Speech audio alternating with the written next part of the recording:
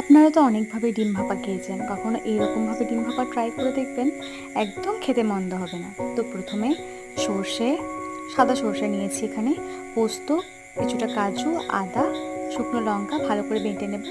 এদিকে ডিমগুলো সেদ্ধ করে নিয়ে ভালো করে কেটে নিয়েছি হাফ হাফ করে। তারপরে সেই মশলাটা যেটা বেটে রেখেছিলাম সেটার মধ্যে লঙ্কা গুঁড়ো, হলুদ, সর্ষের তেল, একটা কাঁচা লঙ্কা অ্যাড করে দিয়েছি এবং তার মধ্যে ডিমগুলোর উপরে সেগুলো একদম ঢেলে দিয়েছি।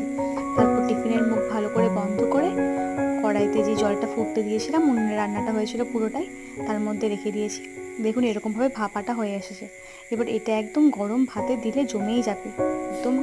এরকম বৃষ্টি বৃষ্টি দিনে এরকম ডিম ভাপা দিয়ে ভাতটা ভালো জমে যায়। আপনারা ইউটিউবেতে আসতে যেতে সবসময় ডিম ভাপার রেসিপি দেখেছেন, তো এই আজকে ডিম ভাপার রেসিপিটা একদমই সহজ পদ্ধতি